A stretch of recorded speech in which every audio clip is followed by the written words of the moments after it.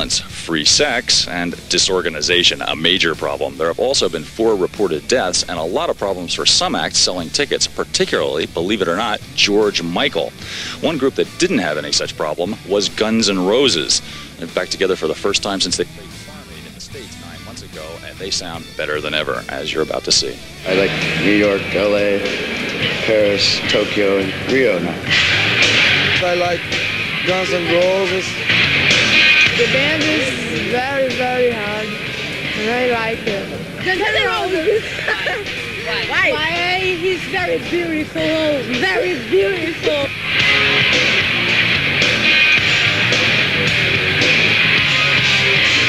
A lot of people down here don't know English, and they can still sing all the songs and everything. Like Sweet Child, they sing every chorus with me, and it's so much fun. AXL would try to talk to the people, you know, in between songs, and you could tell, you know, he was having maybe difficulties understanding, but when it came to the songs, they were right there. Knock, knock, knocking on heaven's door.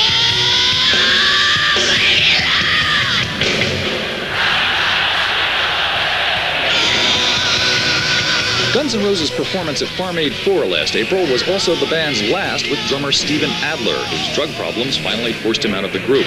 His replacement was Californian Matt Sorum, who, after a long search, was recruited from the Cult. I remember saying of the Cult, like, why can't we get a drummer like that, right? So I knew that my wheels started turning like 2 months later, and I said, well, I mean, they're not on the road. He's the best drummer I've seen, so I went through whatever channels and found him, and made him an offer he couldn't refuse. He's amazing.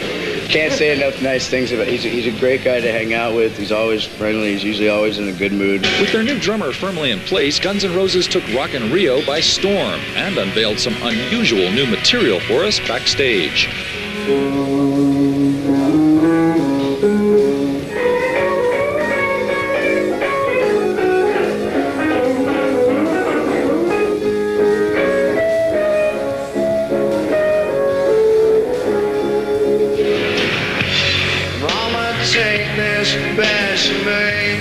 We don't plan which song's going to be next, ever, because I never know which song I want to or going to be able to sing next, right?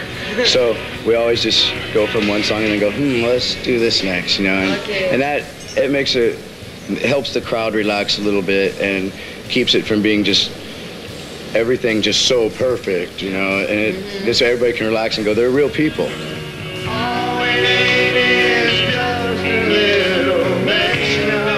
We got together to rehearse, we did the album, we all got back together, and it was really nice. And then we came here, and the biggest thing, the biggest clincher is to actually to do a show, you know, and that really just, so this gets really special, you know, special and nice.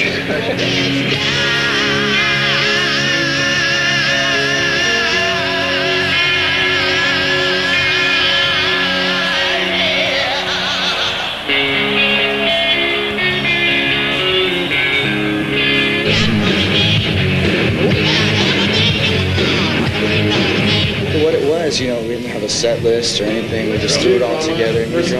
Keyboard player, neither of them ever played on stage with us before. It's like, you know, they have no idea how formula is, right? Which is like non-formula. So we're looking at Matt going, play. So what song? Okay.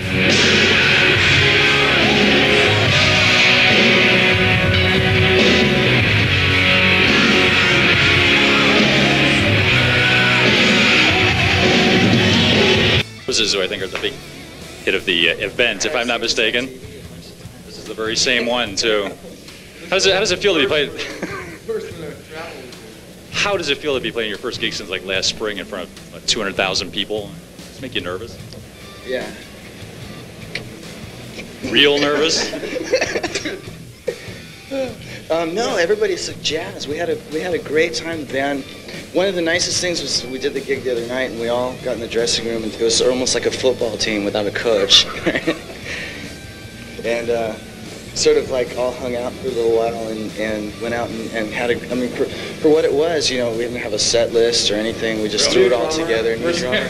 Keyboard player, neither of them ever playing on stage with us before. It's like, you know, they have no idea how our formula is, right? Which is like non-formula. So we're looking at Matt going, play. So what song? Okay. You know, it was solo. Yeah, do a drum solo. But Matt's working out well, right? Yeah, that's great. If anybody can do it. So yeah, we're all jazz. What kind of stuff are you playing here? What kind of stuff are we Like playing? your greatest hits, covers, any surprises? We have a pick list, all the songs that we know, a little piece of paper on front of the stage, and we just sort of like pick them at random. New songs. We played Sweet New Child songs, six yeah. times already. I think we did. Yeah, we play like Jungle and Sweet Child, but I mean, half of it is new material. People just kind of stare at us. We opened with a new song. Does it sound as good when you do it as you thought it would? To us. So that's okay. To us. I mean, Well, we know you the know, song. The record, Duff and Izzy and Matt and I, before we went into pre-production, we went to rehearsal and we worked all the songs out in a more or less live kind of a feel. So what happens now is it's down to basics again, where it's like doing basic tracks. So it's whatever we did on basic tracks is what you're basically hearing out there. Could you give us some outro music, maybe a fast power chord or something? Because I think we're done. We'll be back with more reports from Rock in Rio real soon. Stay, keep watching MTV. Thanks, Martha. We're back here backstage at Maracana Stadium, of Guns N' Roses. That sounds real good.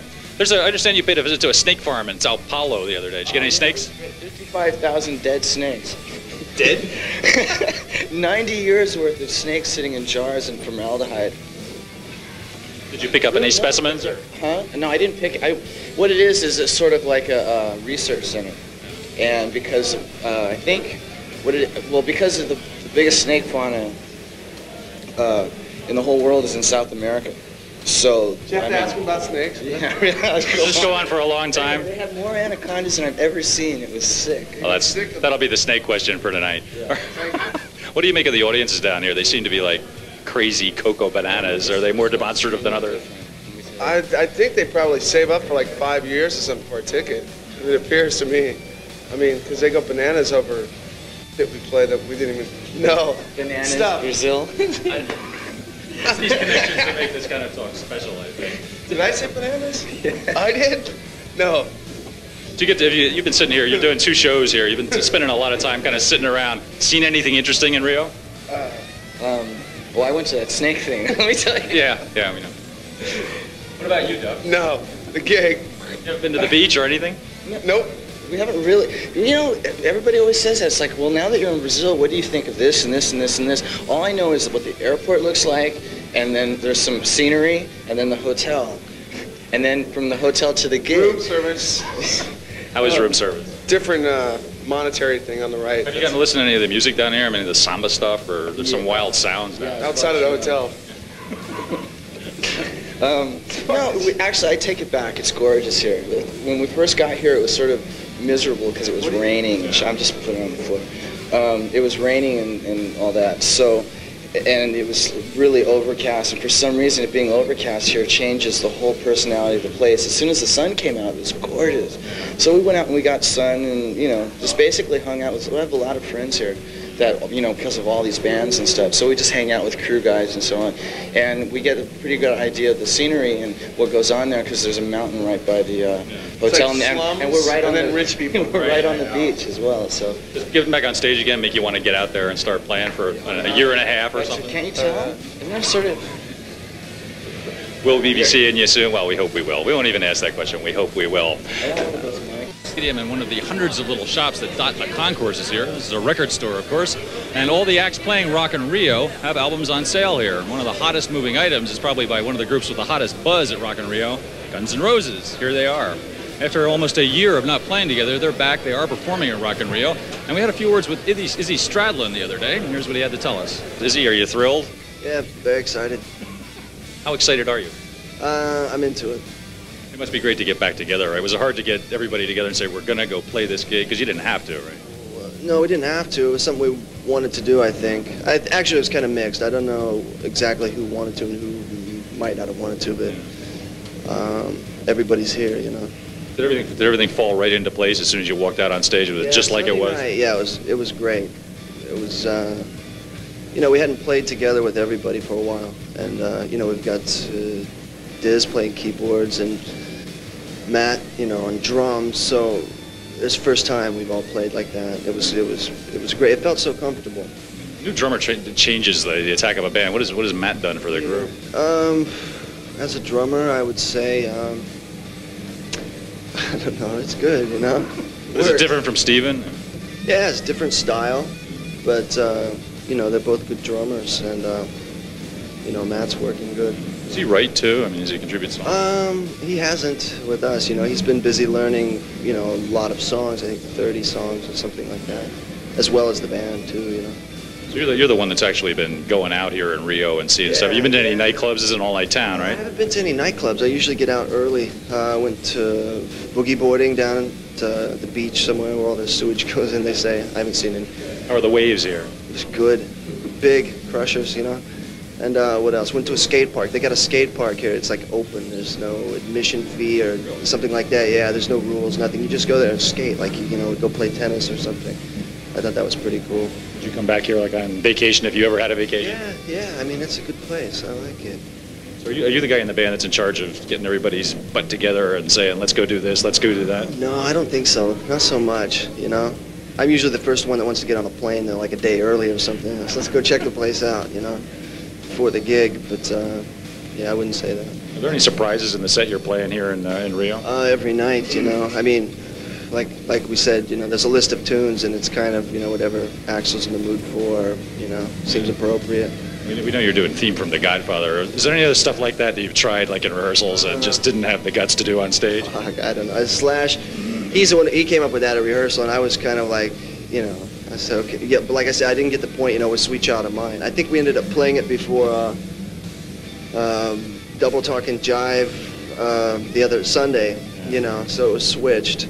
So it's, you know. Never a dull moment with Guns N' Roses. Yeah. Izzy Stradlin of Guns N' Roses, still alive and well and coming out on tour.